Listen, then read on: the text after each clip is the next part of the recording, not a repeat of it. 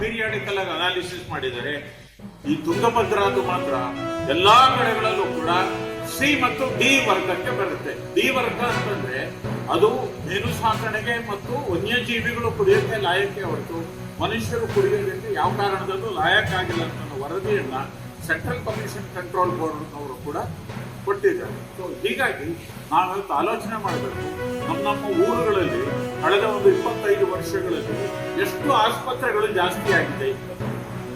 ಇಷ್ಟು ಆಸ್ಪತ್ರೆಗಳು ಎಲ್ಲಿಂದ ಬಂತಪ್ಪ ಅಂತಂದ್ರೆ ಒಂದು ಮೂಲ ಅಂತಂದ್ರೆ ಈ ಮಲಿನವಾದ ಕುಡಿಯುವ ನೀರು. ವರ್ಲ್ಡ್ ಹೆಲ್ತ್ ಆರ್ಗನೈಸೇಷನ್ ಹೇಳುತ್ತೆ 60% ರೋಗಗಳು ಬರ್ತಕ್ಕಂಥದ್ದು ಈ ಕುಡಿಯುವ ನೀರಿನಿಂದ. ಗ್ಯಾಸ್ಟ್ರೋಎಂಟ್ರೈಟಿಸ್ ಇರ್ಬೋದು, ಅದು ಜಾಂಡೀಸ್ ಇರ್ಬೋದು, ಈ ರೀತಿ ವಾಂತಿ ಬೇದಿ ಈ ರೀತಿ ರೋಗಗಳಿರ್ಬೋದು, ಚರ್ಮ ರೋಗಗಳಿರ್ಬೋದು. ಎಲ್ಲವೂ ರೋಗಗಳ ಮೂಲ ಅಂತಂದ್ರೆ ಈ ಕಲುಷಿತವಾದಂಥ ಕುಡಿಯುವ ನೀರು.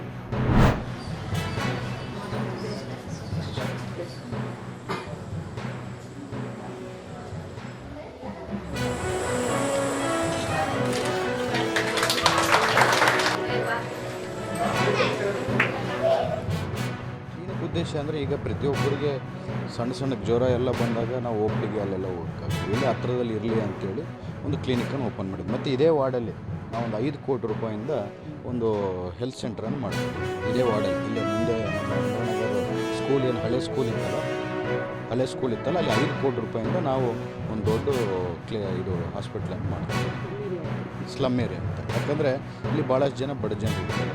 ಓಪಿಗೆ ಹೋಗಬೇಕು, ಅಷ್ಟು ದೂರ ಹೋಗಬೇಕು, ಮತ್ತು ಬೇರೆ ಪ್ರೈವೇಟ್ ಹತ್ರ ಹೋಗ್ಬೇಕಂದ್ರೆ ಕಷ್ಟ ಆಗುತ್ತೆ. ಇಲ್ಲೇ ಅವೈಲೇಬಲ್ ಯಾವಾಗಲೂ ಇರ್ತಾರಲ್ಲ ಅಂತೇಳಿ ಮಾಡ್ತೀವಿ.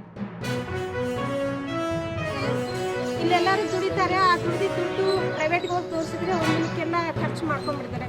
ಹಿಂಗಿದ್ರೆ ಎಷ್ಟೋ ಬಡವ್ರಿಗೆ ಅನುಕೂಲ ಆಗ್ತೈತೆ. ಬಟ್ ಅನ್ಎಜುಕೇಟೆಡ್ಗೆ ಗೊತ್ತಿಲ್ಲ ಇವೆಲ್ಲ ಫ್ರೀ ಸಿಗ್ತವೆ ಅಂತ. ಬಟ್ ಎಲ್ಲರ ತಲೆಗೇನು ಗೌರ್ಮೆಂಟ್ ಆಸ್ಪತ್ರೆಗೆ ಹೋದರೆ ದುಡ್ಡು ಇಸ್ಕೊತಾರೆ, ಖರ್ಚಾಗ್ತವೆ ಅಲ್ಲಿಗೆ ಅಂತ ಅನ್ಕೊತಾರೆ. ಬಟ್ ಇಲ್ಲಿ ಮಾಡಿದ್ದು ಭಾಳ ಅನುಕೂಲ ಆಯಿತು.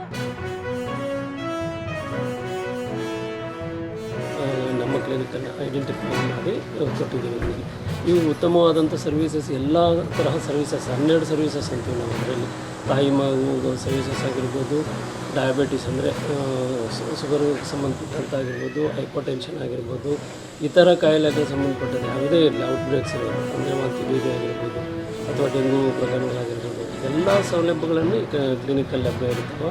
ಅದ್ರ ಜೊತೆಯಲ್ಲಿ ರಕ್ತ ಪರೀಕ್ಷೆ ಮಾಡುವಂಥ ವ್ಯವಸ್ಥೆಯನ್ನು ಸಹ ಇದರಲ್ಲಿ ಮಾಡಿರ್ತೀವಿ.